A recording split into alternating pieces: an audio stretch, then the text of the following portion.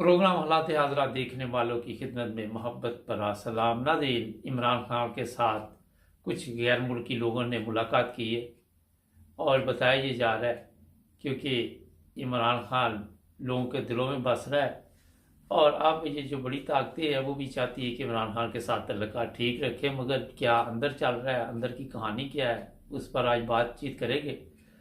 ये भी हमारे ज़राए बता रहे हैं कि इमरान खान को कत्ल करने का मुकम्मल मंसूबा बना लिया गया है और इस्लामाबाद में जिस बंदे को ये ड्यूटी दी गई है वो पहले अरशद शरीफ के कत्ल में भी मुलव्वस है, उस पर भी इल्ज़ाम है। चलेंगे पाकिस्तान, हमारे दोस्त भी इस प्रोग्राम में हमारा साथ देंगे। अस्सलाम वालेकुम जी। वालेकुम अस्सलाम। सर ये बताइए कि इमरान खान की ज़िंदगी को आप क्या समझते हैं कि अभी भी खतरा है? ये बिल्कुल खतरा है। अभी भी मेरी तरह के मुताबिक अगले जी जो 5 दिन शिकार से शुरू हो रहे हैं ना, जी। विद 5 डेज उस पर दूसरा कातराना हमला होगा बावजूद रहे।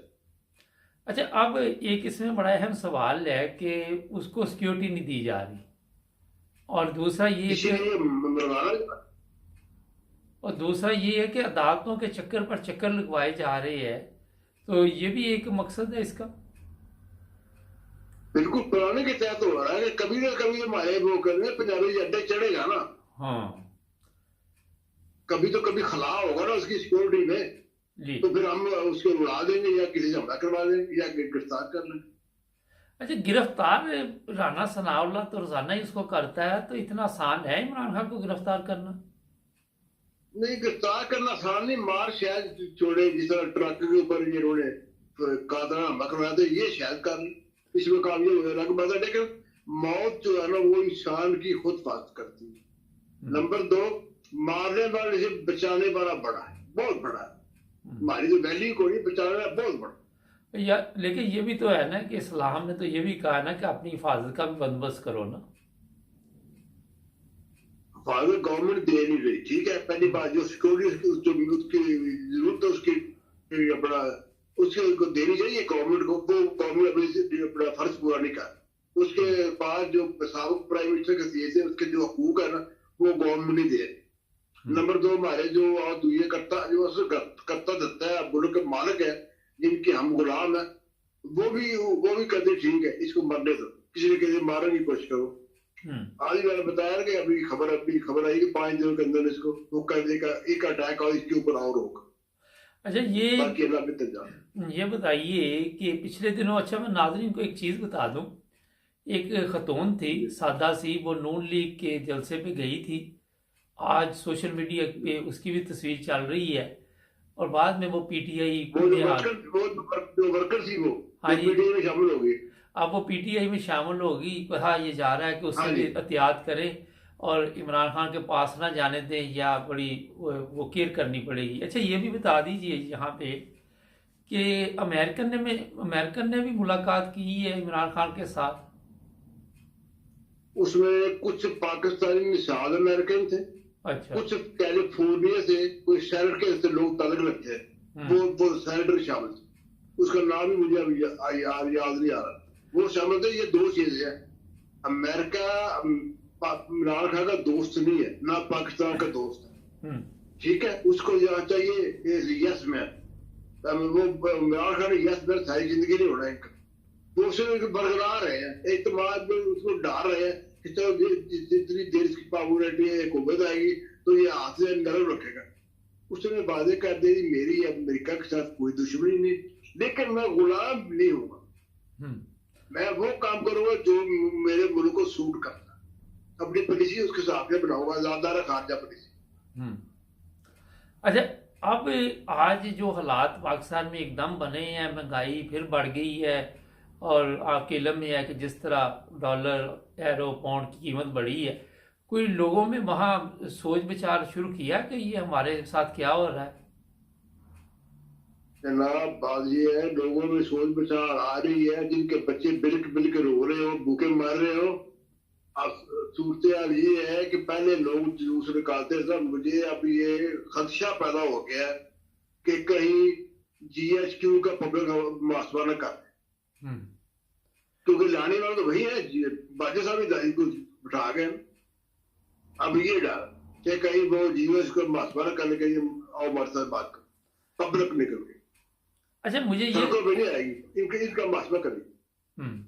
अच्छा मुझे ये समझ नहीं आती कि पाकिस्तान में इतनी जहालत है कि हम उसे बाहर नहीं निकल सकते। मेरा अपना जो जाती ख्याल है कि जहालत से बाहर निकलना नामुमकिन हो चुका है, क्योंकि आपने देखा वहां पे, आप भी ये देखते हैं कि पब्लिक में जहालत अरूज पर है। हमारे यहाँ जहालत, हर किस्म की जहालत, दीन इसे मजहबी तौर पर जहालत है, हम वैसे भी जाए। सर ये बताइए, हाँ, जो मजहबी जहालत है ना वो तो फैलाई है बरेलवियों ने और देवबंदी।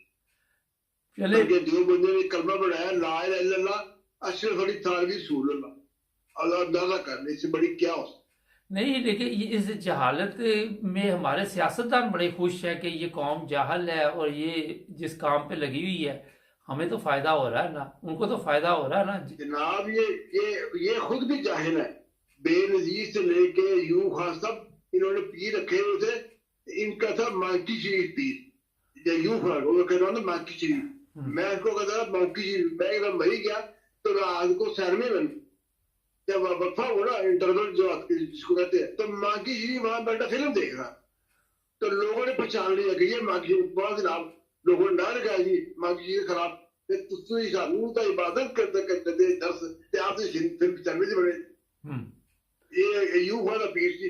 ये होन भी बेनजीर नहीं सिर्फ भी एक बंदा है सी ਉਹ ਤੋਂ ਡੰਡੇ ਖਾਣ ਜਾਂਦੀ ਸੀ, ਜਿਹਨੂੰ 2 ਡੰਡੇ ਮਾਰਦੇ ਸੀ ਕੋਈ ਮੈਂ ਕਾਮਯਾਬ। ਇਹ ਨਵਾਜ਼ੀ ਵੀ ਜਾਂਦਾ ਇਹ ਤਬਾਹ ਹੋ ਜ਼ਰਦਾਰੀ ਵੀ ਰੱਖਿਆ ਸੀ ਜਿਹੜਾ ਰੋਲੇ ਸੀ ਤੂੰ ਕਦੀ ਸਮੁੰਦਰ ਦੇ ਕਰੀਬ ਰਹੋ ਤੇ ਕਦੀ ਸਮੁੰਦਰ ਦੂਰ ਉਸ ਤੋਂ ਮੁਤਾਬਕ ਅਮਲ ਕਰਦਾ ਸੀ।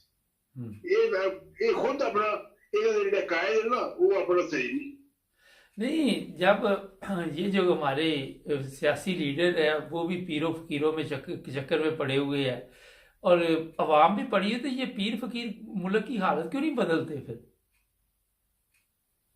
पीर फकीर अपनी हाथ नहीं हमारी लोग क्या वो चंदा कट्टर पैसे मिलते हैं, पैसे बड़े मिलते हैं, दुकानदारी है। हमें से आप क्या समझते कि ये नई नस्ल पे भी मैंने देखा हावी हो ये सब कुछ उसी तरह चल रहा है, नई नस्ल भी इन पे यकीन रखती है।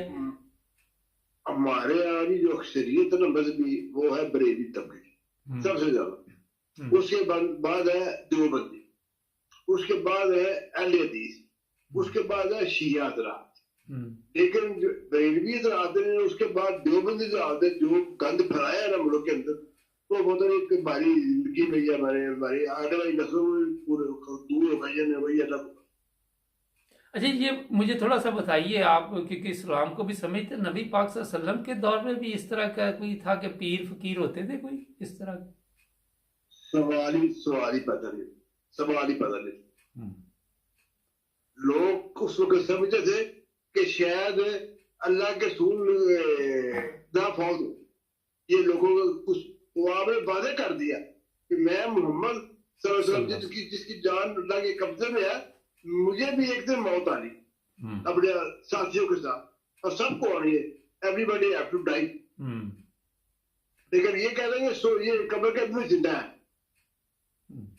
अच्छा इसहाक डार के बड़े वो जो अपना दावे थे वो सारे दरे के दरे रह गए, अब वो रिजाइन भी नहीं कर रहा, लंदन भी नहीं जा रहा। नहीं 48 घंटे में इंशाल्लाह वो चला।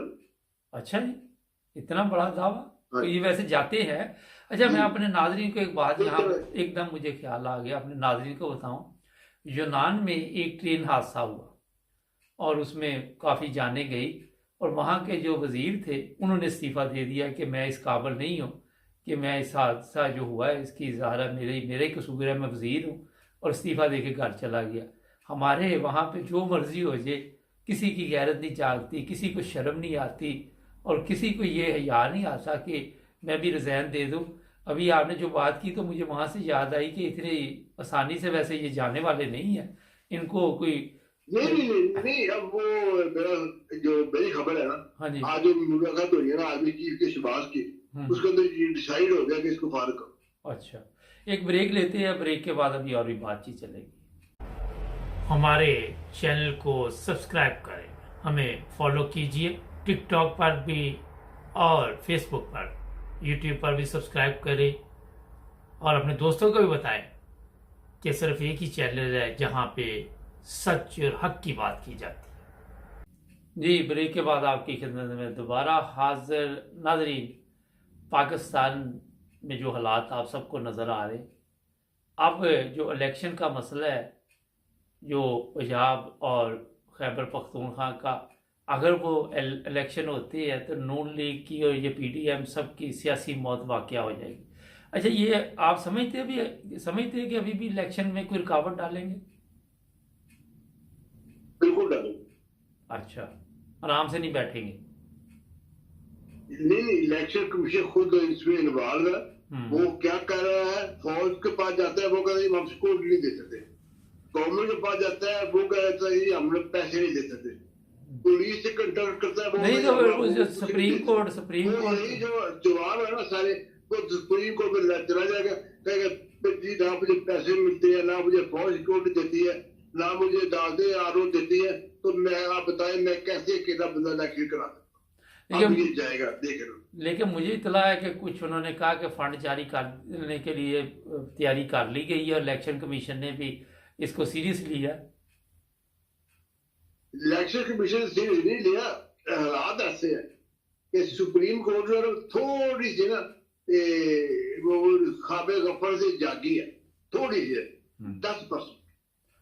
अच्छा, तो अब हो सकता है आज की रिपोर्ट ही है कि वो सारे डॉक्यूमेंट इकट्ठे कर रहे हैं, इलेक्शन कमीशन एक दफा दोबारा जाएगा सुप्रीम कोर्ट के पास, कहेगा जी देखो फौज ने मुझे तोहफा नहीं दिया, ये दादो आरोप नहीं दिया, गवर्नमेंट ने फंड नहीं दिया, बताएं आप मैं कैसे इलेक्शन कराओ।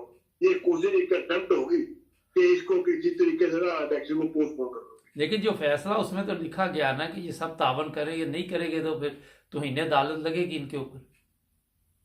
जी बिल्कुल, सबके ऊपर लगी, जो निभाव उसमें होगा उनके ऊपर सबके लगे। अच्छा, मेरा जो ख्याल है कि ये बहाल कर देंगे जो सीटें इस्तीफों वाली हैं इमरान खान की पार्टी की, और अपोजिशन में ये वापस आ जाएंगे और फिर दोबारा एक नया जो सिलसिला चलेगा। आप भी समझते हैं कि अदालत अनकरीब कोई फैसला दे देगी? नहीं, ये तो होगी, ऐसा ही होगा, लेकिन अक्टूबर को इलेक्शन भी एक्सपेक्टेड है, क्योंकि टाइम हो गया ना, अक्टूबर में नए इलेक्शन का भी टाइम हो गया, 5 साल पूरे हो जाए।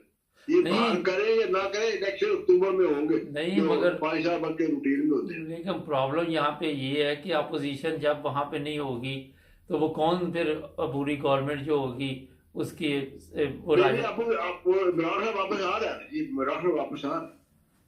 अच्छा, बंदे अपने भिजवा रहे हैं, और वैसे वो जो स्पीकर है वो उसे असेंबली की बंद कर देता, वो उनको आने नहीं देता। हाईकोर्ट के बावजूद दरवाजे नहीं खोले। नहीं, लेकिन जब हाईकोर्ट ऑर्डर जारी करेगा फिर तो खोलने पड़ेंगे ना।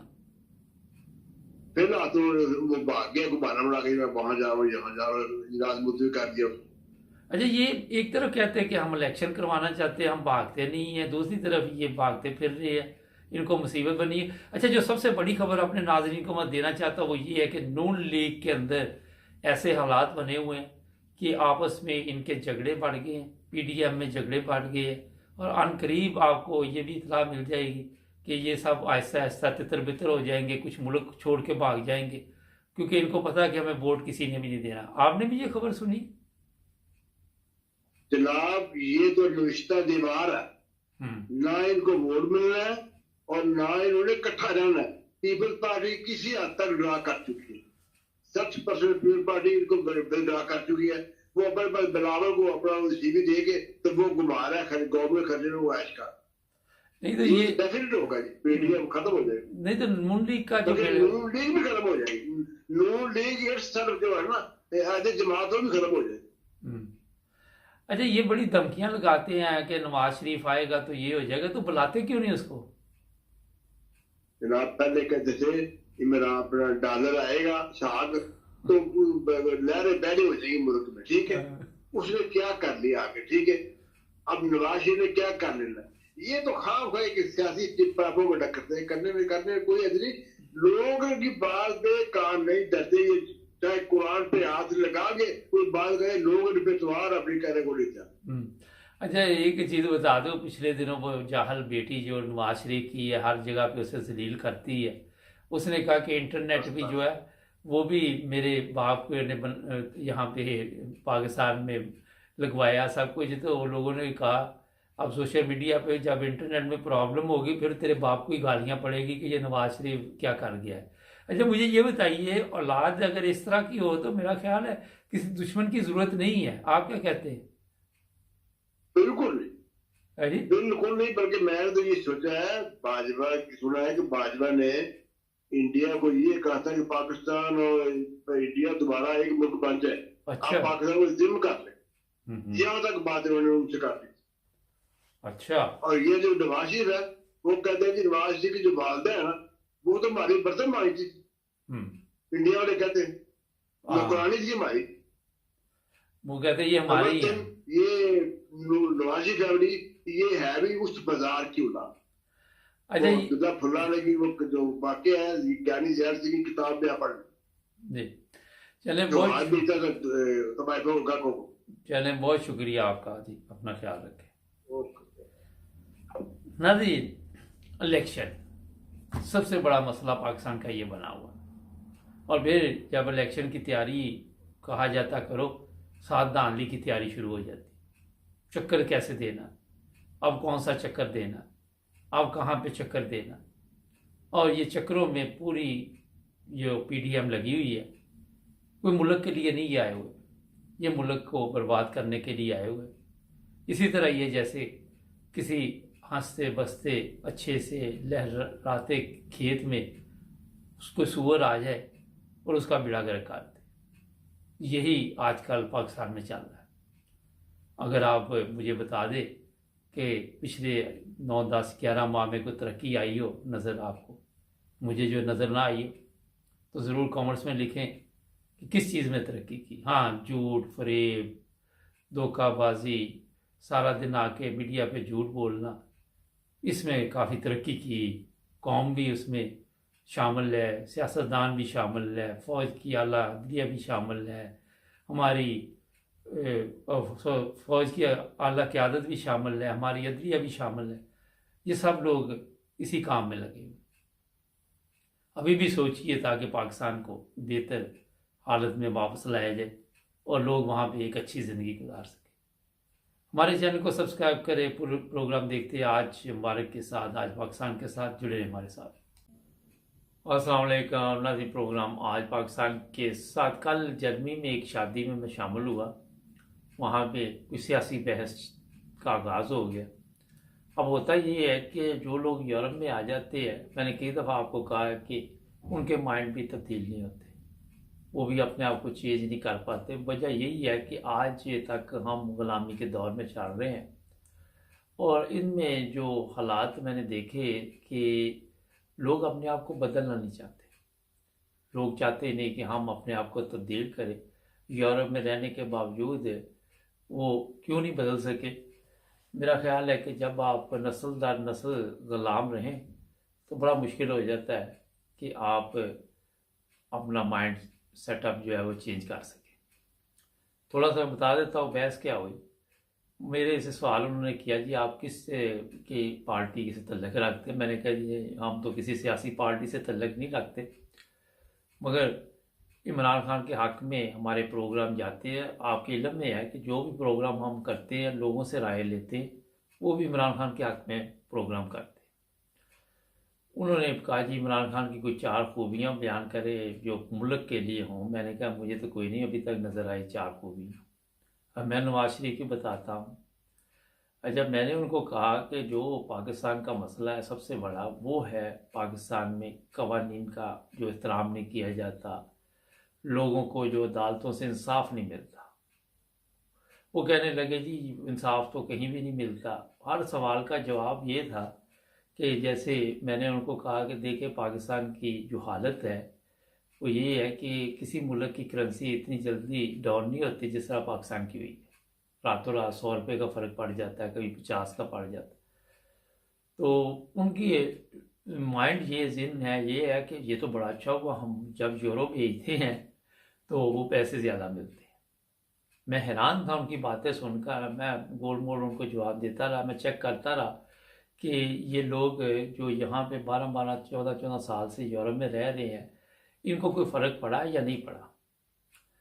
एक दोस्त कहने लगे वहाँ बैठे हुए कि नहीं, इमरान खान ने लोगों को बता दिया कि शऊर आ गया, लेकिन जब मैं वो जवानों को देखा तो मेरे जहन में आया कि अगर शऊर आया होता तो इनको भी आया होता, कोई ना कोई फ़र्क पड़ा होता।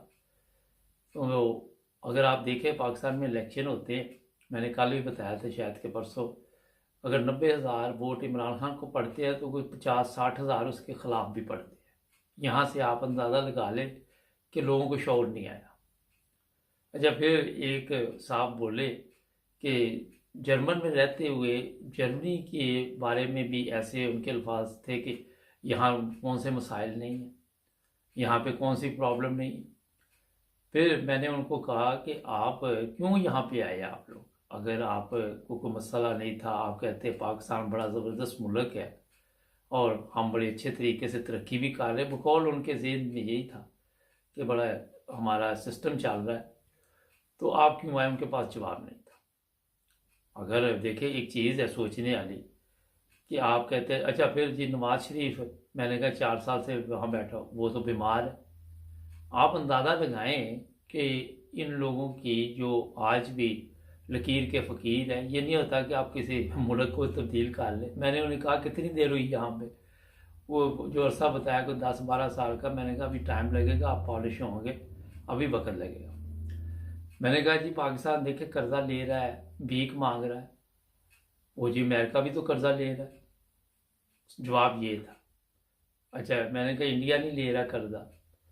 उसके बाद चीज़ ये होती है कि जब आप बहस करते हैं तो पता चल जाता है, जो भी लोग ज़ाहिर है यूट्यूब पे इतने हम लोग प्रोग्राम करते हैं कि इन लोगों को सिर्फ बहस करेंगे ये लोग, और इनके पास होता कुछ नहीं, कोई ऐसी चीज़ नहीं होती जिसका इनके पास जवाब हो। जो बंदे ये कहे कि हमारे यूरो जब बेचते हैं तो कीमत ज़्यादा मिलती है, वहाँ पैसे ज़्यादा मिलते हैं, तो वहाँ से मैंने अंदाज़ा लगा लिया था कि ये लोग फारिग हैं।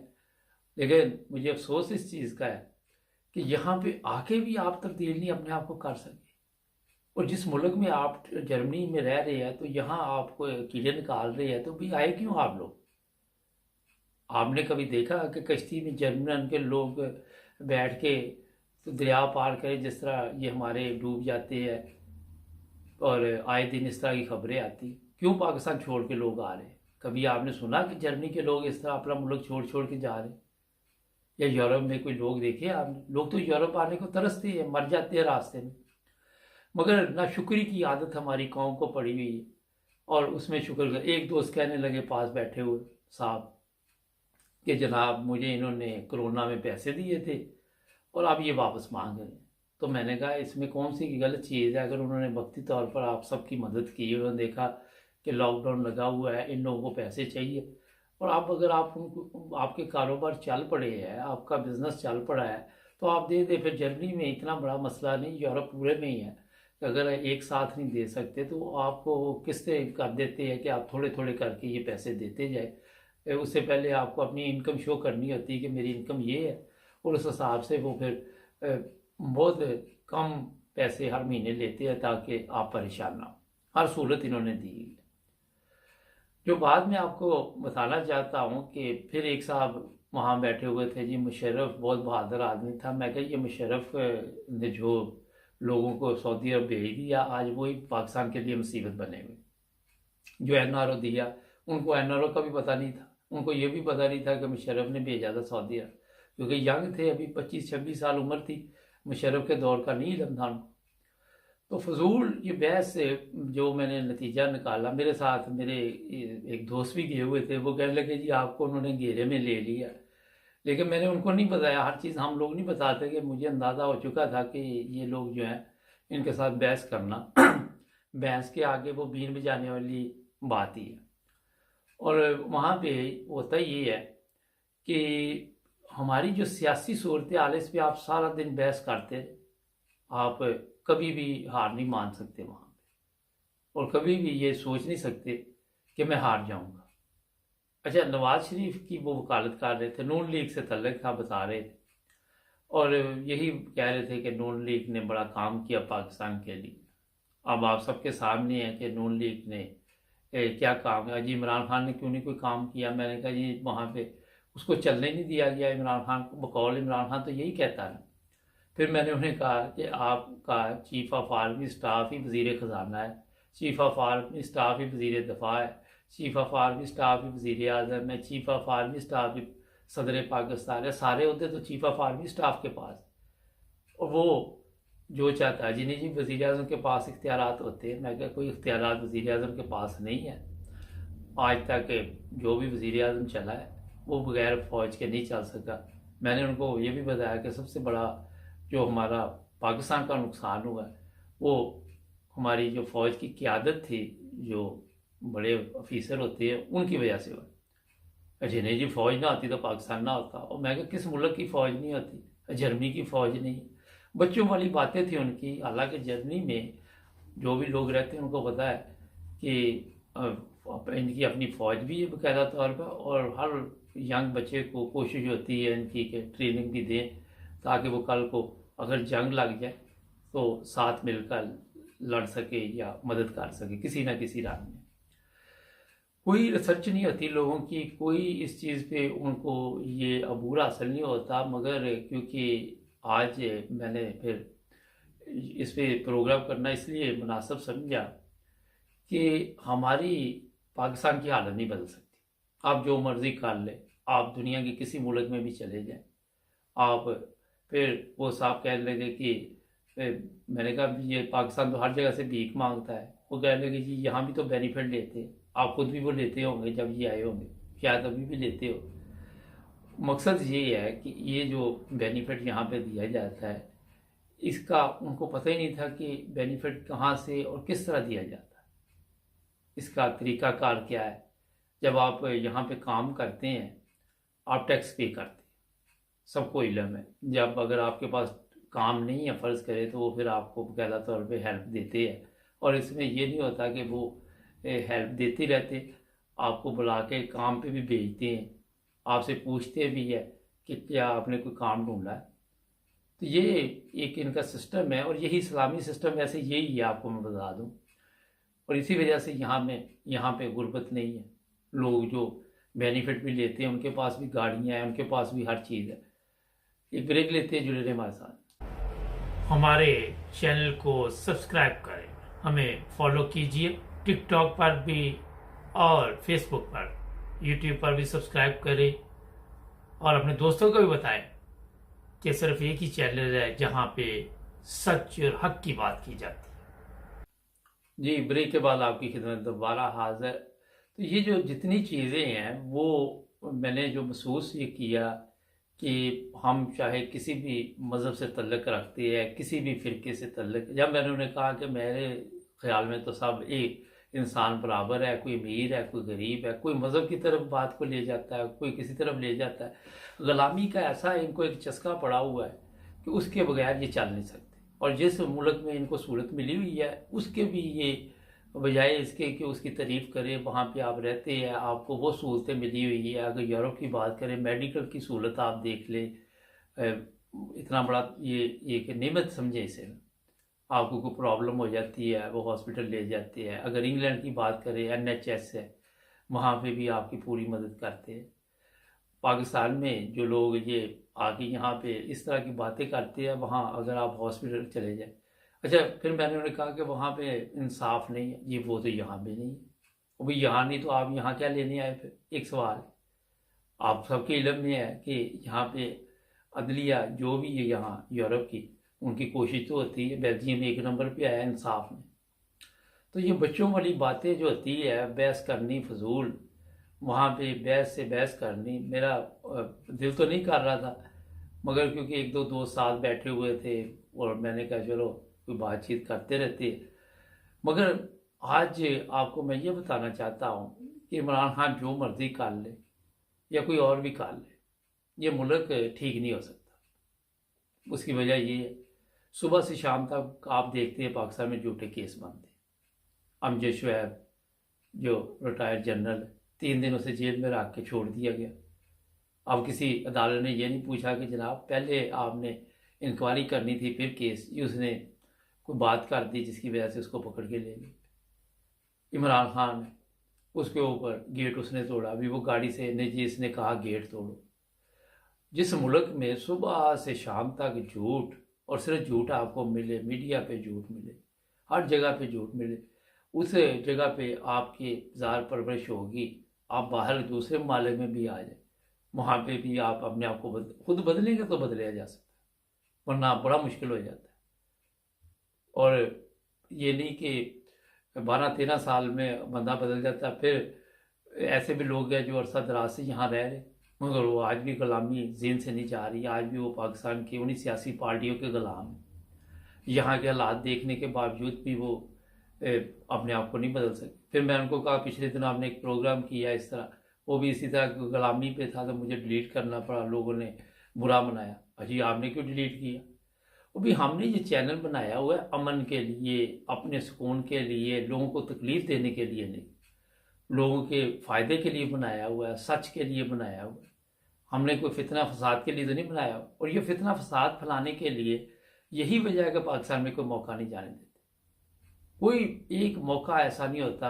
अभी मुझे खबर मिली कि 2 ग्रुपों में लड़ाई होगी, ज़मीन, थोड़ी सी ज़मीन है, 2 बंदे मार दिए। ये देखें, अब ये जर्मनी में तो नहीं ऐसे होता, यूरोप में तो नहीं ऐसे होता, अदालती सिस्टम है, हर एक के पास राइट है, हर एक को पता है मेरी रजिस्ट्री किस मकान की है क्या है। तो ये जहालत जो है, इससे निकलना इतना आसान नहीं है। लोगों पे बैठते हम ज़रूर हैं ये देखने के लिए कि इनके पास कितना इल्म है, कितना इनको समझ है, कितना शऊर है।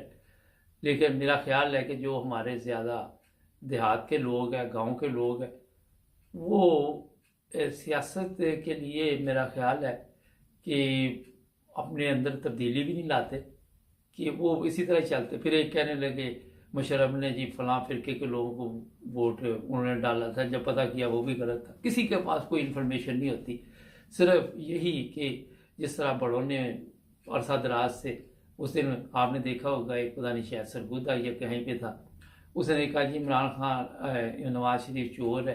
कहता मुझे पता चोर है। कहता वो लूट के खा गया मुल्क को। कहता जी, कहता तो वोट किसको देंगे? कहता उसी को देंगे इमरान वो नवाज शरीफ कुत्ता भी खिलाड़ दे तो हम उसको वोट दें। जिस कौम की ये हालत हो चुकी हो। फिर मैंने उन्हें कल कहा कि ये रसीदें नहीं दी आज तक इन्होंने, ये प्रॉपर्टी बनाई है सब, अजी मैं भी तो मकान बना सकता। उनको पता ही नहीं कि लंदन के किस एरिया में उन्होंने घर लिए हुए हैं, क्या कीमत है उनकी, कोई मालूमात नहीं। अजी मैं तो सीख रहा हूँ। मेरा काफ़ी उसने टाइम ज़ाया किया, लेकिन उससे मैंने भी बड़ा कोई सीखा कि आइंदा कहीं पे जाओ तो जहाँ पे बेहतर है कि देखो कुछ समझदार लोग बैठे हो, तो वहाँ अपना टाइम थोड़ा बहुत आप बैठ के कुछ सीख सकती है। मगर किसी जाहल अगर कंपनी में बैठ जाते हैं तो आपका टाइम ज़ाया हो जाता है। ये चीज़ें मैंने चंद इसलिए बताई कि हमें अपने आप को तब्दील करना चाहिए। अगर आप किसी यूरोप के मुल्क में आ गए हैं, आपकी खुशकिस्मती है और आप पर अल्लाह ताला का फजल हुआ है, तो बजाय इसके कि उस मुल्क में आप आके कीड़े निकालने शुरू कर दें, वहाँ के अपना हर चीज़ का उस बंदे के पास से उल्ट जवाब था। अब अमेरिका का और पाकिस्तान का क्या मुकाबला मुझे बताइए। पाकिस्तान को कर्जा लेने के लिए IMF के पास है, किस तरह उसने इनको वो नाक की लकीरें जो है निकलवाई हैं, तो अभी तक कर्जा नहीं मिला। अमेरिका बहादुर के पास सारे बैंक पड़े हुए हैं, वो जो मर्जी करे। आप हम पाकिस्तान को अमेरिका के साथ तो नहीं मिला सकते हैं ना, वो कर्जे के साथ चले वो ना चले। जब मैंने उन साहब को कहा कि इंडिया पे कर्जा नहीं, वो इंडिया में और बड़े मसाइल हैं। अब इंडिया की बात कर ले तो आप सबके सामने, कल ही मैं देख रहा था टिकटॉक पे, वो कहता है ये मेड इन इंडिया है, जो इंग्लैंड का महंगा तरीन स्टोर है वहाँ मेड इन इंडिया के कपड़े पड़े हुए। फिर वो मेड इन बांग्लादेश दिखा रहा है, कहता मुझे शर्म आ रही है, पाकिस्तान का नाम ही नहीं यहाँ। इतनी आप लोगों की इज्जत है, इतना आप लोगों ने मुल्क का नाम रोशन किया हुआ है कि आपके साथ कोई तिजारत नहीं करना चाह रहा, आपसे कोई बिजनेस नहीं करना चाह रहा, कोई लेन देन नहीं करना चाह रहा। आप इसका खुद अंदाज़ा लगा लें, मुल्क पाकिस्तान छोड़ छोड़ के लोग वहाँ से क्यों आ रहे। इतनी अगर वहाँ अच्छी ज़िंदगी है तो मेरा ख्याल है वहीं आप रहें। फिर वहाँ से तो आप सारा दिन देखते रहते कौन सा एजेंट मिले और हम यहाँ से भाग जाएं। ये हालात हमारी कौम के हैं और इसमें जब मैंने कहा कि पाकिस्तान का सबसे बड़ा मसला ही तालीम है, इल्म ही नहीं लोगों के पास, और वो तो अमेरिका में भी नहीं है। मतलब जहालत का ये म्यार है कि हर चीज़ का हमारे पास उल्ट जवाब। अमेरिका को अब पाकिस्तान के साथ है, अब तालीम के मैदान में मिला रहे हैं। अपने जाके ज़रा लोगों को पूछे वहाँ पे, उनको ये नहीं पता कायद आज़म कौन था, उनको ये नहीं पता कि अल्लामा इकबाल कौन था। ये चीज़ें उनको पता ही नहीं बेशुमार लोगों को। अगले दिन वो टैक्सी वाले से पूछ रहा था, फलां यूरोप के मुल्क का नाम लेता था, मैं जाना है, वो कहता सीधे चले जाओ, इधर चले जाओ, उधर चले। जहालत के ये आलम है कि किसी को कोई इल्म नहीं है, तालीम नहीं है। ये नहीं कि ये तालीम नहीं है कि दुनिया की तालीम नहीं, दीन की भी तालीम नहीं है। किसी को ये नहीं पता कि ईद की कितनी रकातें होती है, जुमे की कितनी होती है, बेशुमार दुनिया वहाँ पे ऐसी। तो ये जो लोग यहाँ दूसरे ममालिक में आए हुए हैं, मेरा ख्याल है कि यहाँ रह के भी उन्हें सीखना चाहिए और समझना चाहिए और हमेशा सच का साथ देना चाहिए। झूठ और फरेब और इस तरह की जो बातें हैं वो नहीं करनी चाहिए। अगर आपको पता है कि इस ममालिक में आपको सहूलत है, तो आप अगर नहीं इसकी भी मतलब तारीफ नहीं कर रहे, तो मेरा ख्याल आप यहाँ पे जहाँ मर्जी चले जाए, आपको मजहबी आज़ादी है। एक सवाल है, जो मर्जी आप नमाज पढ़ें, कुरान पढ़ें, अजान दें, जो मर्जी करें, आपके ऊपर किसी ने झूठा मुकदमा तो नहीं बना देना मजहबी। ये भी एक इसमें सवाल आता है। पाकिस्तान में कितने लोग रोजाना जिन पे झूठे मुकदमा बनते, ये बेशुमार चीज़ें। इस पर अब कितना लंबा भी मैं प्रोग्राम करूँ, मेरा ख्याल है टाइम बहुत ज़्यादा चाहिए। अदालतों में आप यहाँ पे जाते हैं, जज भी साइकिल पे आ जाती है, मेरे सामने ऐसे हुआ, उनको कोई डर नहीं, खौफ नहीं। हमारे क्या हो रहा है वहाँ, सियासत देख ले। आपने देखे कभी यहाँ पे बड़े बड़े जलसे जुलूस जानों वाले के निकले, जो फलां भागो दौड़ो, लोग अपना वक्त ज़ाया नहीं करते। कोई देखा आपने कि किसी को प्रोटोकॉल मिनिस्टर को मिली हो, कोई 100 गाड़ी पहले गुजरती हो, फिर वो आ रहा हो। आप सोच भी नहीं सकते कितनी सादगी के साथ यहाँ सिस्टम को चलाया जाता। तो अपने अंदर तब्दीली लाएं जो भी इस तरह के लोग हैं, और मेरा ख्याल है कि कोशिश करने से हालात बदलती है। अगर नहीं करेंगे तो इस जहालत से बाहर नहीं निकल सकते ना। हमारे प्रोग्राम को सब्सक्राइब करें, जुड़े रहे हमारे साथ, मिलेंगे नए प्रोग्राम में। अल्लाह हाफ़िज़। अस्सलाम वालेकुम ना। प्रोग्राम है आज मुबारक के साथ 2-3 बड़े अहम मौजू आज। पहला तो ये है कि जो इलेक्शन का सुप्रीम कोर्ट का ऑर्डर है, उसके बाद जो खलबली वहाँ पे मची हुई है पाकिस्तान में, उस पर बात करें। कि दूसरा ये कि चीफ ऑफ आर्मी स्टाफ को बाकायदा तौर पर ये फ़ोन किया गया, रब्ता किया गया, किस तरह किया गया, और पूछा गया जनाब ये जो फैसला है आपने तो हमारे साथ वादा किया था, इस पर क्या आगे से जवाब मिला। ये भी बातचीत होगी, और साथ ही बताएंगे कि इमरान खान को गिरफ्तार करने के लिए राना सनाउल्लाह कौन कौन से तरीके आजमा रहा है। मेरा ख्याल वो भी थोड़ा बहुत आपको बताने की कोशिश करेंगे। सबसे पहले मैं आपको बता देता हूँ कि 90 रोज़ में इलेक्शन हुआ। ये है कि अब इलेक्शन कमीशन ये कह रहा है कि हम इलेक्शन 90 रोज़ में नहीं करवा सकते, लेट हो गई, तारीख गवर्नर ने देनी थी। सुप्रीम कोर्ट का फैसला तो आया, उसके बाद कोई कह रहा है कि 4 जजों ने फैसला दे दिया, कोई कुछ कह रहा है। जब वहाँ पे सुप्रीम कोर्ट में कार्रवाई चल रही थी तो 5 जज बैठे हुए थे।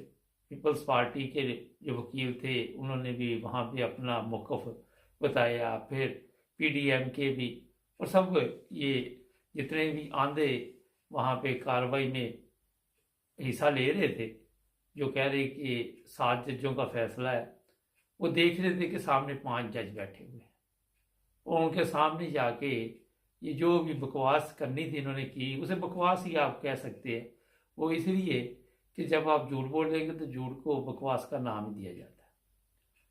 और अब आके तो दोबारा इन्होंने बाहर फिर नई बकवास शुरू कर दी, और इन चीज़ों की अहमियत कोई नहीं होती। और मुझे ये है जो मैं बताना चाहता हूँ कि हमारे मीडिया में वो देखते रहते हैं कि कोई बकवास भी हाथ आ जाए तो उस पर शुरू हो जाते हैं, बगैर दलील के, बगैर किसी सिर्फ तमाशा लगाने के लिए। अब यहाँ पे जो सुप्रीम कोर्ट की गलती है मैं बता देता हूँ, अदालत है कि उसने गवर्नर को वहाँ पे क्यों नहीं ये कहा कि आपने, जब ये तो कहा कि आइन की खिलाफ वर्जी आपने की है, मगर वहाँ कोई सज़ा नहीं दी गई। इलेक्शन कमीशन को ये तो सब कुछ कहा, मगर उसको भी कोई तौहीने अदालत की या कोई ऐसी चीज़ कि आपने तौहीने वो आइन किया है, ये कोई इस तरह की किसी ने दरख्वास्त नहीं दी कि जनाब इन्होंने अवाम का वक़्त ज़ाया किया, इन्होंने मुल्क का नुकसान किया, ये मुल्क के लिए जो हलफ लिए थे। अब इलेक्शन कमीशन का काम है उसने इलेक्शन करवाने, उसका काम ही सिर्फ ये इलेक्शन कराने। वो कह रहा मेरे पास तैयारी नहीं है। आप खुद आप अंदाज़ा लगाएं कि जिस काम के लिए वो मुकर्रर है वो कह रहा मेरे पास तैयारी नहीं है। ये वही हिसाब है कि हमारा वज़ीर ख़जाना सिर्फ इसलिए बैठा हुआ है, वहाँ पे तनख्वाह ले रहा है, ये बताने के लिए कि हमारा ख़जाना खाली है। ये सिर्फ उसके होता है और कोई उसके पास कोई चीज़ नहीं। तो जनाब ये सुप्रीम कोर्ट को चाहिए कि फौरी तौर पर इस पर भी एक्शन ले। जो गवर्नर हैं ये वाले जो है, दोनों ही गवर्नर जो है, और इलेक्शन कमीशन इनके खिलाफ ऐसी कोई कार्रवाई करे कि आइंदा कोई ऐसी जरूरत ना करे। इसी चीज़ ने तो पाकिस्तान का बेड़ा गर्क किया हुआ है कि जब आप जिसकी गलती उसको सजा नहीं देते और वो फिर आइंदा दोबारा गलती करता है। इसमें कौम का कितना नुकसान हुआ, खजाने का कितना नुकसान हुआ, अदालत का कितना टाइम इन्होंने ज़ाया किया, अदालत में जो अखराजात आए, जो वकला के अखराजात, ये सारा अगर आप गौर करें तो आपको अंदाज़ा हो जाएगा कि इसी वजह से पाकिस्तान में नुकसान पर नुकसान होता है। क्योंकि कोई काम हम करते तो अवाम के फ़ायदे के लिए है, मगर उसमें भी नुकसान अवाम का और मुल्क का होता है। तो जनाब चीफ जस्टिस साहब, आप जब फैसला लिख रहे थे तो आपको ये ख्याल आना चाहिए था, यही काम किसी आम आदमी ने किया होता आपने उसकी मंजी ठोक देनी थी। आपने वहाँ पे ऐसे हुक्म जारी कर देने थे। अभी भी तौहीन अदालत हो रही है रोज़ाना। कभी नाना सनाउल्लाह आके तौहीन करता है, कभी ये सोशल मीडिया पे अपने करिंदों को कहते हैं कि वहाँ पे बैठ के सुप्रीम कोर्ट की तौहीन करो। कभी ये आपके सामने वही इनका आ जाता है और आके तौहीन करनी शुरू कर देता है, लेकिन किसी पे भी आपने अभी तक एक्शन नहीं लिया और जिसकी वजह से ये बढ़ते जा रहे। अब मैं तो नहीं समझता इतने पाकिस्तान के कवानीन को ना आइन को, क्योंकि जो पाकिस्तान में रहते हैं वो नहीं आइन को समझते, मतलब हम तो फिर भी बाहर रहते हैं। कि आमतौर पर होता है कि जिस तरह इमरान खान के खिलाफ फलां शहरी ने जाके उसकी गैरत जो वो एकदम उसकी जो जागी और उसको शर्म आ गई, उसने ये किया, उसने फौरी तौर पर इमरान खान के खिलाफ एक केस डाल दिया, जरदारी की बेइज्जती हुई, एक ने शेख रशीद के खिलाफ शहरी की गैरत जागी, बाकी सारी गैरत मरी हुई है इन सब की, बाकी किसी में गैरत नहीं है। अब ये सुप्रीम कोर्ट की तौहीन हुई है कि सारी कौम की गैरत मर गई। यहाँ पे कोई शहरी जाके नहीं केस डाल सकता इनके ऊपर, कोई शहरी नहीं इनके वो कह सकता। एक सवाल है सादा सा, एक केस आप डाल देते कराची में, एक पिंडी में, एक पता नहीं किधर किधर डाल देते। अभी भी वो जी गेट तोड़ा है, जब वो आई है गाड़ी गेट खोलोगी तो गेट क्यों टूटता। एक सवाल है, इन पर दहशत गर्दी 32 बंदे पकड़ लिए, उन पर तशद्दुद किया जा रहा है, उनको मारा जा रहा है, इसके अलावा और कोई काम नहीं। डॉलर कहाँ पे चला गया, यूरो कहाँ पे चला गया, पाउंड कहाँ पे चला गया, किसी को इसकी फिक्र नहीं। वो सुबह आते, सुबह से शाम तक उनका काम है कि बस इमरान खान के लोगों को पकड़ लो। अब ये इमरान खान को भी हमने गिरफ्तार करना, ये भी कहा जा रहा है। इमरान खान को गिरफ्तार करना भी काफ़ी दिन से आप इस काम में लगे हुए हैं, और अदालतें हैं वो भी केस पे केस सुनी आ रही है, वो बुलाते हैं अगली तारीख दे के भेज देते। इमरान खान की जान को खतरा है। असल मकसद यही है कि कोई मौका मिले तो इसको रास्ते से हटा दो, ये है असल में कहानी। इसलिए ये मुकदमात दर्ज हो रहे, और 73 मुकदमात आपने उस पर दर्ज कर दिए। वो किसी अदालत को वहाँ पे शर्म नहीं आई कि यार बस करो, किसी इदारे को शर्म नहीं आई। ठीक है चले, हमारे वर्दी वाले जो बड़े लोग हैं उनकी तो शर्म वैसे ही उतरी हुई है, उनकी शक्लें आप देखें, वहाँ पे आप जाके सोशल मीडिया पे देखें किस तरह की उनकी शक्लें बनी हुई हैं। उनकी शक्लें बता रही हैं कि वो अपना काम नहीं ठीक कर रहे। कोई नहीं बोलता वहां पे कि यार आप झूठे मुकदमे, यही वजह है कि जब आप झूठे मुकदमात पे किसी को सजा नहीं देते तो वो और भी उसके हौसले बढ़ जाते। यार खुदा का कोई खौफ खाओ, कोई दुनिया से सीख लो, कोई दूसरे ममालिक से सीख लो, कोई चाइना से सीख लो, कोई ईरान से सीख लो, आपके हमसाये हो, तुर्की से सीख लो, किसी ऐसे मुल्क से सीख लो जिसने चलो ज़्यादा नहीं। अब आप अंदाज़ा लगाएं कि पाकिस्तान के पास एटम बम है, एटम बम बना के भी जलील हो रहे। जापान के ऊपर एटम बम 2 गिरे, उसके बाद भी इज्जत से ज़िंदगी गुजार रहे। ये हालत की हुई है आप लोगों ने। जो कोई सच बोले उसको पकड़ लो, कोई अदालतें वहाँ पे भी कोई किसी से पूछे जनाब ये किस चक्कर में आप डले हुए। राना सनाउल्लाह से भी पूछे कि ये किस तरफ जा रहे। अभी मेरा जो अपना ख्याल है कि जो नैब शैब के जो कवानीन हैं करीब और रिवर्स हो जाएंगे और सुप्रीम कोर्ट कोशिश करेगी कि उन्हें रिवर्स किया जाए। अब सुप्रीम कोर्ट एक तरफ तो कहती है कि हम पार्लियामेंट के मामला में दखल नहीं देते, दूसरी तरफ कई दफ़ा हमने देखा कि पार्लियामेंट के जितने मामला तो होते हैं वो सारे सुप्रीम कोर्ट के पास जाते हैं। एक सवाल है, तो ऐसे जज जो फिर इस तरह बयान देते हैं, कभी कोई मंच बनाते खुद अलहदा हो गए, कभी कुछ हो गए, मेरा ख्याल है उन्हें भी सोचना चाहिए, उन्हें भी शरीफ ख़ानदान के नौकर नहीं बनना चाहिए, उन्हें भी पाकिस्तान के नौकर बनना चाहिए। तनख्वाहें आम पाकिस्तान से लेते हैं। आपने देख लें कि अगर आप कहते हैं कि आपके फैसले सही होते हैं, अदल के होते हैं, ये होता है वो होता है, तो आज पाकिस्तान की हालत बदली होती। इस हालत से आपको कम से कम बाहर निकलना चाहिए। कम से कम इतना तो सोचना चाहिए कि हमें ये नुकसान क्यों हो रहा है। इतने बड़े बड़े दिमाग उधर आके सारा दिन बैठते हैं। आप कोई भी चैनल लगा ले, कोई भी चीज़ लगा ले, वहाँ पे ऐसे दिमाग होंगे बैठे हुए जैसे सारे कवानीन इन्होंने बनाए। वो कभी ये भी गौर किया कि ये पाकिस्तान बर्बाद हो रहा है, कौन है इसका जिम्मेदार? किस हालत में आप पहुँच गए? कभी किसी ने गौर किया इस चीज़ का? इसलिए ज़रा सोचा करे, दिमाग से काम लिया करे। एक ब्रेक लेते हैं, ब्रेक के बाद जुड़े रहे मेरे साथ। जी नाज़रीन, ब्रेक के बाद आपकी खिदमत दोबारा हाजिर। अब बात करेंगे कि ये जो फैसला आया है उसके बाद वर्दी यानी सरकार को नवाज शरीफ ने पैगाम दिया है कि आपने जो वादा किया था वो पूरा करें। और फिर जवाब ये आया कि मुल्क के हालात किस तरफ जा रहे। तो उन्होंने कहा जी नवाज शरीफ ने कि मुल्क के हालात हम संभाल लेंगे, आप हमारा साथ दे। ये इस तरह संभाल लेंगे कि जिस तरह 25 मई को इन्होंने संभाले थे। ये अवाम को मारेंगे, फ़ौज को साथ में लाना चाहते हैं, जो थोड़ी बहुत ही फ़ौज की इज्जत रह गई है वो भी मेरा ख्याल खाक में मिलाना चाहते हैं। ये मैं सिर्फ आपको बताना चाहता हूँ। वो भी कौन से वादे, कौन सी बातें? या तो आप मुझे बताइए, ये सागडार जब आया था आपने वादा किया था कि ये डार आ रहा है और डॉलर नीचे आएगा, पाकिस्तान की हालत बेहतर होगी। कहाँ है वो डार, कहाँ है वो डॉलर, किधर गई वो हालत? आपने भी तो वादा किया था। आपने भी तो सोशल मीडिया के ज़रिए और मीडिया के ज़रिए जो आपके लिफाफा सहाफ़ी है उनको पैसे दे के कहा था कि इस तरह की खबरें चाहे कि सागडार आ रहा है और देखेंगे मुल्क में किस तरह वहाँ पे खुशहाली आएगी। कहाँ है खुशहाली? और फ़ौज जो हमारी है उसकी जो क़यादत है, बदकिस्मती उसे हमारे लोगों की समझ ले या पाकिस्तान की समझ ले कि वो भी अपने हलफ के मुताबिक नहीं चले। लोग फौजियों की तस्वीरें, चीफ ऑफ आर्मी स्टाफ जो जितने भी गुजरे हैं उनकी सोशल मीडिया पर लगा के कोई लानत डाल रहा है, कोई कुछ डाल रहा है, कोई कुछ डाल रहा है, कोई कह रहा है ये मुल्क खा गई, ये हमारा बेड़ा गर्क कर गई। कोई गैरत चीज़ भी होती, कभी गौर भी किया कि यार ये सारे पागल हैं जो आपको तवज्जो दिला रहे। वही वहाँ पे जो आप जितने भी लोग या सीनियर क़यादत है फ़ौज की, उन्होंने कभी इस चीज़ का गौर किया इसका कि अवाम आपके से दूर होती जा रही।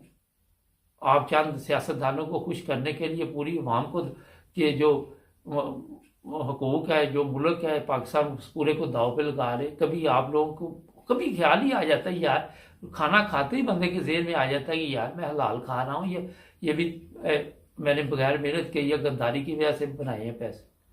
बंदे को कोई ज़मीर होता है, कोई शर्म ही आ जाती है। आम आदमी को कई दफ़ा मैंने देखा उसको शर्म आ जाती है यार ये क्या हो रहा है। अक्सर आपने सड़कों पे देखा कि लोग आजकल एक तरीक़ाकार, ठीक है वो भी अच्छा ही है, कोई टिकटॉक पे वीडियो बना के डाल देता है कि मैंने फ़लाँ गरीब की मदद की, कोई किसी तरह बना देता है। लेकिन मेरा ख्याल इसमें कोई बुराई नहीं इतनी बड़ी कि चलो इसी बहाने उन गरीबों की कोई मदद तो बनी हुई है ना। कई रोते हैं, कई को हालत ऐसी है कि वो खाने भी नहीं उनके पास, कोई खाना ले देता है, कोई कुछ, चलो अपनी वीडियो भी बना लेता है, वो भी कर देता है और वहाँ पे खुशी भी होती। मगर कभी आप लोगों को आया कि हम भी किसी गरीब की मदद करें? गरीब आपके सामने हमारी अवाम है, हम इनके लिए जो मसाइल हैं वो पड़े हुए हैं उनको कम करें। कभी बंदे के आ ही जाता है ना ज़हन में, गलती से ही आ जाता है, गलती से ज़मीर जाग जाता है। तो इसलिए ये जो पैगाम जा रहे हैं और जो फैसले करने के लिए आज फिर चीफ ऑफ आर्मी स्टाफ ने शहबाज शरीफ से मुलाकात की है कि भाई और भी इनके ऊपर तशद्दुद करेगी। और ये मुलाकात बताया ये जा रहा है कि कौमी सलामती, वो कौमी सलामती का सबसे बड़ा खतरा तो आप लोगों से है। मुझे ये बताइए, सबसे ज़्यादा तो हमारे वज़ीर आज़म से कौमी सलामती को खतरा है, और वही बैठ के बता रहा है कि कौमी सलामती के मामले में मुलाकात हुई।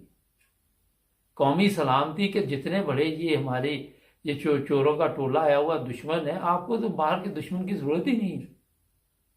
ज़रूरत ही नहीं कि कोई आपके साथ आके दुश्मनी निभाए। ये गद्दारे वतन जो हमारे पाकिस्तान में बैठे हुए यही काफ़ी है इस चीज़ के, यही चाहते हैं कि पाकिस्तान दिवालिया हो जाए। और ये खुद ही फिर आपके देखा इनके वज़ीर आके वहाँ पे खबर भी लगाए जाते हैं और लगा के वो चले जाते हैं। तो ये हालात बने हुए हैं जो मैंने मुख्तसर बताए।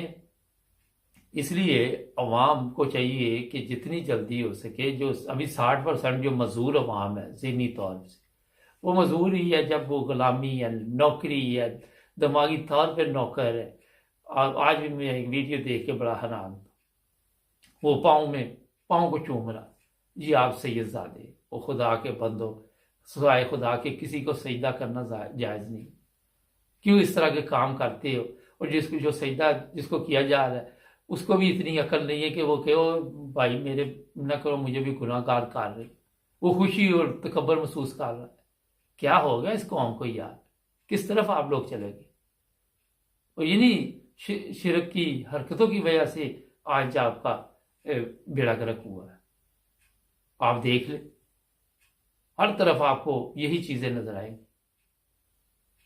मुझे आज किसी ने पाकिस्तान से एक वीडियो भेजी, क्या वो छोटी सी चंद सेकंड की देखी, तो वहां पे क्वाली हो रही है और नोट फेंके जा रहे हैं, बढ़ चढ़ के हिस्सा ले रहा, और जो ज्यादा फेंक रहा उसकी ज्यादा बल्ले बल्ले हो रही। कभी इन चीजों पर भी गवर्नमेंट ने गौर किया कि इन पर पाबंदी लगाई जाए? ये गलत है, ये इस्लामी असूलों के भी खिलाफ है। कभी इस पर गौर नहीं किया होगा। अपने बड़े स्यापे पड़े हुए हैं, इस तरह करीब भी किसी मौलवी ने ध्यान दिया नहीं दिया होगा। ये चंद चीजें बताने के बाद मैं आपको बता दूं कि इमरान खान के लिए ये जो मुकदमात रोजाना बनाए जाते हैं, अभी भी बताया, उसको गिरफ्तार करने की कोशिश की जा रही है। राना सनाउल्लाह बड़ी धमकी शमकी लगा रहा है। और अब ये जो इनको परमिशन है वो चीफ ऑफ आर्मी स्टाफ से चाहिए, उसका इंतज़ार हो रहा है। वो कब इनको मिलती है उसके ऊपर दबाव डाला जा रहा है। शहबाज शरीफ चीफ ऑफ आर्मी स्टाफ से मुलाकातें कर रहा है। अब जो बात होती है वो आपको तो नहीं ये बताएंगे ना कि क्या बात हो रही। और आने वाले दिनों में इनकी कोशिश है कि इंतखाबात से पहले उसे गिरफ्तार किया जाए। मगर अकल के अंदो अगर उसे गिरफ्तार किया गया तो वो और मकबूल हो जाएगा। फिर क्या करोगे? आपकी गवर्नमेंट तो किसी वक्त भी जा सकती है, किसी वक्त भी 10-20 लोग जहन दे जाएंगे। नून लीग की टिकट लेने के लिए आपकी कोई तैयार नहीं। PDM का जनाजा निकल चुका है। लोगों को बता के हमारे तो जमानतें जब्त हो जाएंगी, हम तो इलेक्शन में जाने के काबिल ही नहीं। पब्लिक में जाके आपने लोगों को बताना ना कि हमें वोट दो, फिर पब्लिक में घुल मिल भी जाओगे। मेरा ख्याल है जितने अच्छे काम है आप, तो वहां पे आपको जूतों का आगाज आपका हो जाएगा। ये जूते अवाम जब मारती है कोई इसको नहीं फिक्र होती है। आपको पता है नवाज शरीफ के भी एक ने लगा दिया था जूता, आज भी वो कई दफा लोग सोशल मीडिया पे डाल देते हैं। अमेरिकन सदर को भी डाल दिया था एक ने। वो कहते कोई गल नहीं, ज्यादा ज्यादा मार ही देंगे ना, और क्या होगा।